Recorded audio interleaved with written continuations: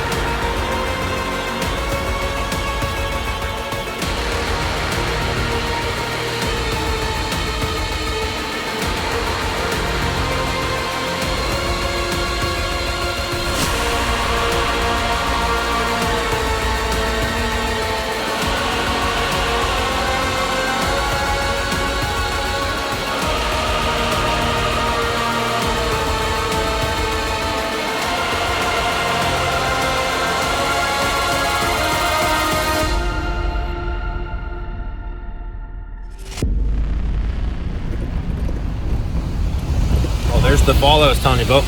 Stop.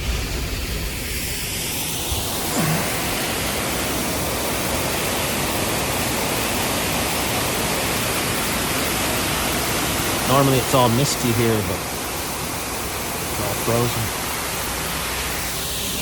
Yeah.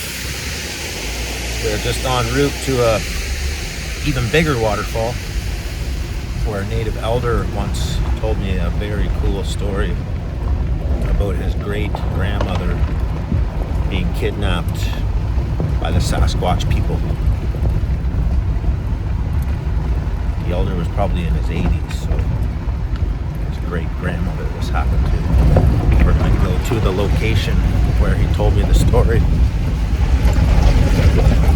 In that group that was with the elder, they were actually hunting in the area. Shout out to, what's that guy's name again? Delmar, he was there. Delmar Williams was there. He's one of the people that was there, and we talked, and he brought the elder in his Jeep. And they were hunting, a bunch of younger guys that were jumping in the waterfall that same day. And it was around this time of year too, January.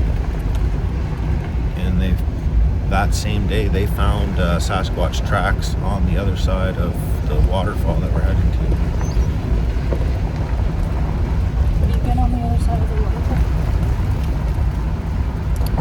The other side? No.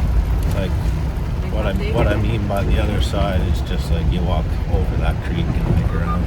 Not like on the other side of it. You know where the little creek is that runs down from the waterfall? Oh, they just crossed that. Yeah. And then they found some Sasquatch tracks. Look at this.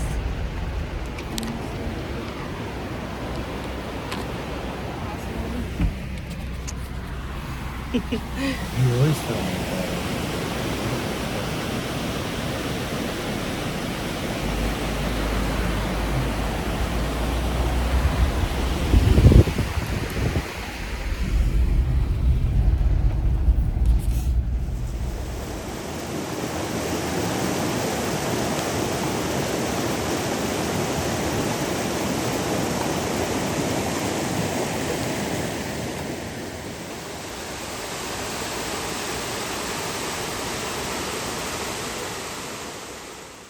Beyond the veil, the portal behind the waterfall.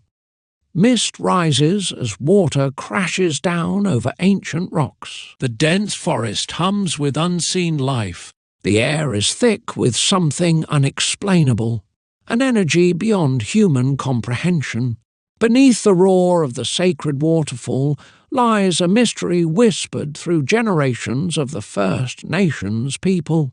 It is said that hidden within the cascade is not just a place of cleansing, but a gateway, a portal to another realm, a sacred mystery. For thousands of years, the elders have spoken of strange occurrences here, of beings not of this world moving in and out of the waterfall.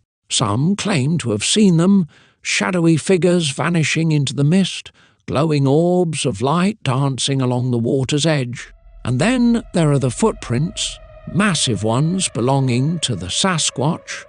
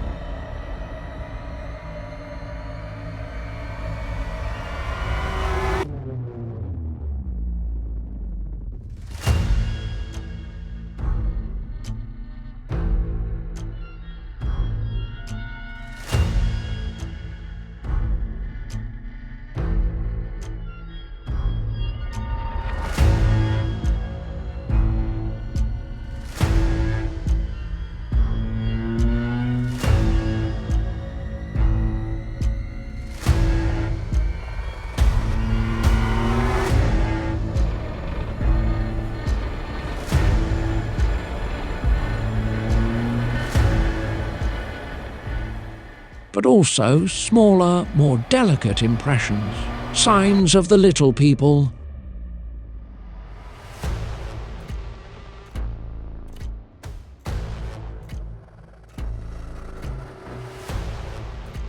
This place is more than sacred, one elder explains. It is a crossing, a place where the veil between our world and others is thin. The portal and its beings.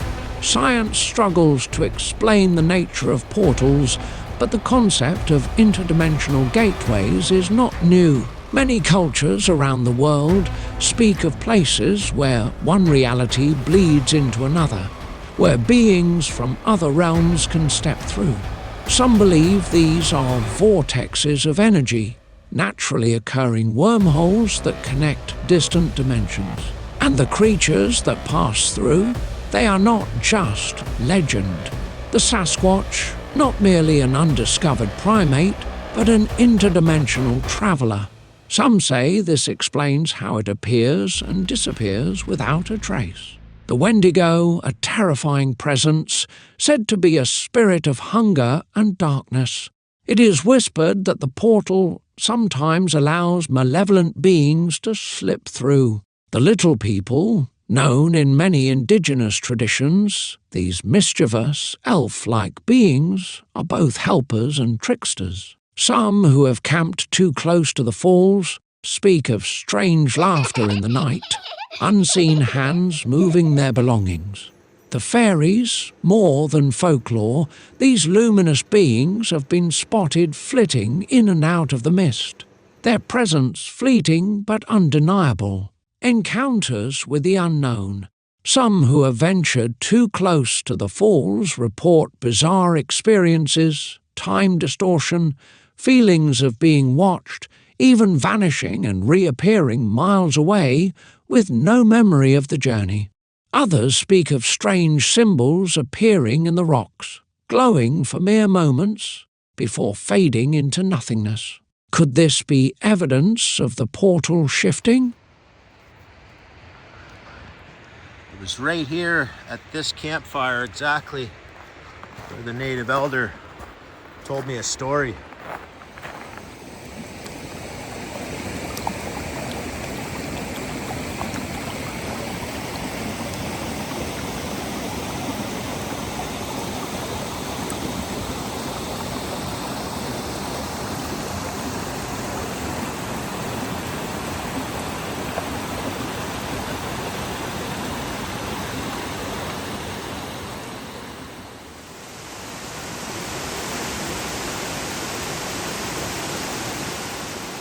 The fire crackled and popped, sending sparks into the starless sky as the native elder leaned forward, his weathered hands stretching toward the warmth.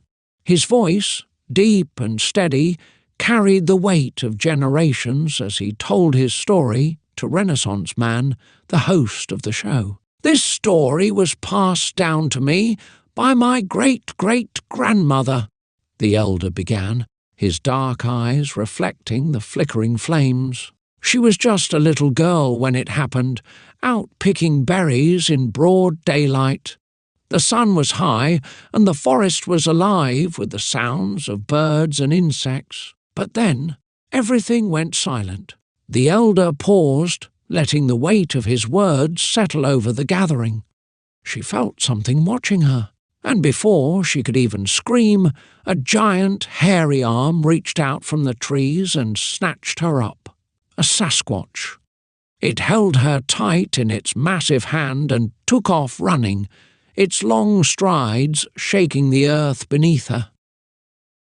But our family had 2 hunting dogs, the elder continued. They were strong, fearless, and loyal. The moment they saw what had happened, they gave chase. The Sasquatch ran, holding my grandmother like she was no more than a doll. But those dogs, they fought. They leapt at him, snapping and biting, their teeth tearing into his fur. They had no fear of the beast. The elder's hands clenched into fists. The Sasquatch roared, swiping at the dogs, but they wouldn't stop. And in that moment, when it swung its arm to knock one of them away, it loosened its grip. A gust of wind rustled the trees around them, as if the spirits of the forests still carried the memory of that moment. My great-great-grandmother fell from its grasp, hitting the ground hard. But the dogs kept attacking, forcing the Sasquatch to flee into the depths of the woods. If it wasn't for those brave dogs, I wouldn't be here today. The fire burned lower, but the feeling in the air had changed. There was something watching just beyond the edge of the firelight, the sacred waterfall, an ancient power.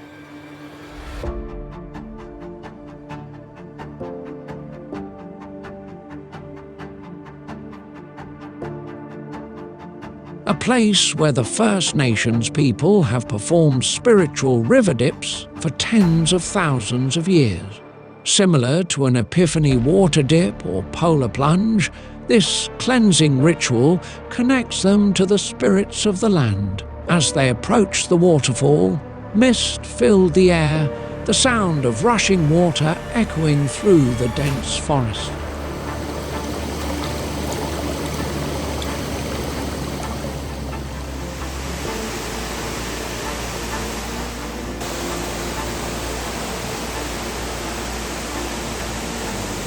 The energy of the place was undeniable, something ancient, something powerful. The First Nations had always believed the area was sacred, and they weren't alone in that belief. Sasquatch encounters still happen here. The elders say they are the watchers of the land, and then, as if the land itself wanted to confirm the truth, the native hunters, who had come for their spiritual river dip, returned with something remarkable. Just on the other side of the creek, fresh and unmistakable, were Sasquatch tracks. Massive, deep, unmistakable, the footprints told a story as old as time. The Sasquatch was still here, watching.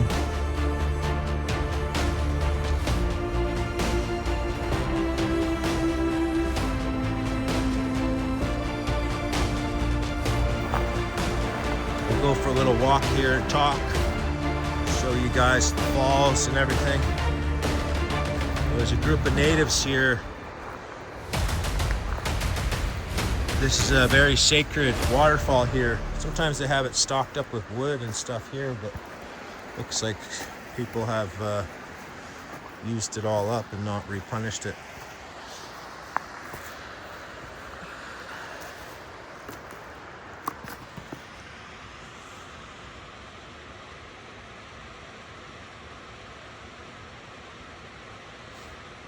Some people call this Molson Falls after these 2 people, I think, maybe died here. Harry Molson and John Molson. I'm not sure the full story. If someone else does, let us know.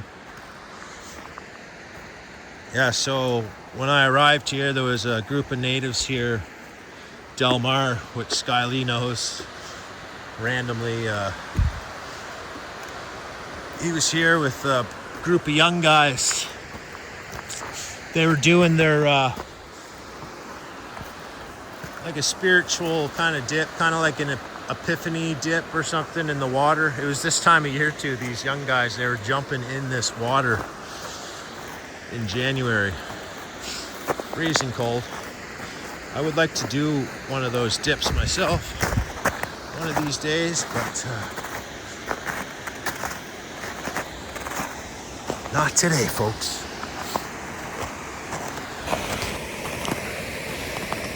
So what that elder told me, his great-grandmother, she was out berry picking,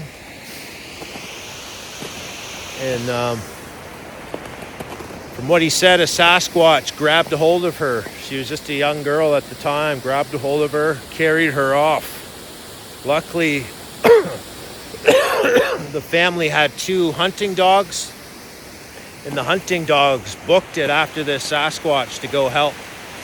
Tried to get the grandmother back. Well, the kid. She was a kid at the time, so these 2 hunting dogs, they took off and chased down the Sasquatch with the little girl, and I guess the Sasquatch just kind of flung her off to the side and swatted one of the dogs off and kind of hightailed it out of there. So if it wasn't for those dogs, that little girl and that grandmother probably would not be with us, and that would make that native elder would not be with us if that all went the way the Sasquatch wanted it to go. So this is the creek here from the waterfall. Supposedly on the other side over here is where the group they found some Sasquatch tracks, some really large barefooted tracks in the snow.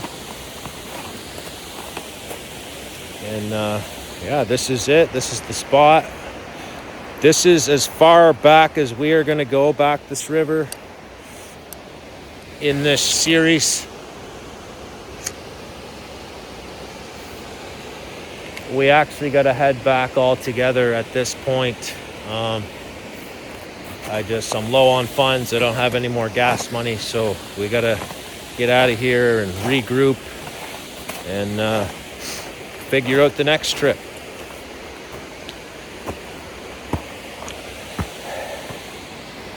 Still looking for some sort of work. I gotta start a business or do something, get something off the ground here.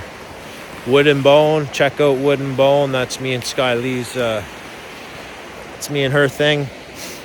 We make a lot of cool stuff with wood, and we got skulls and bones, and hopefully we'll have the website up soon by the time this video is up. If not, you can email us, woodandboneinquiries@gmail.com. And at the end of this video, we'll leave a bunch of products that we've made and are available to purchase.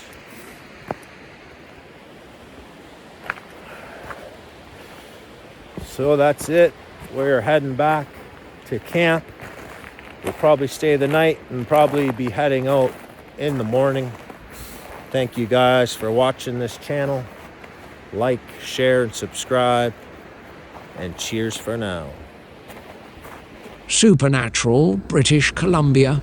British Columbia has long been known for its mysterious energy, its landscapes ancient, untouched, and alive with something more than just nature. This waterfall, this sacred place, holds secrets that defy explanation. Perhaps the First Nations were right all along. Perhaps some places are not just sacred. Perhaps they are doorways, and for those who dare to stand before the waterfall and listen closely, Sometimes, the whispers of another world can be heard in the roar of the water. Someone once told me too that they actually know when you're gonna be in the forest at certain times, and they will create structures knowing that you will see them. So this, folks, is the location that made me, just that verified everything for me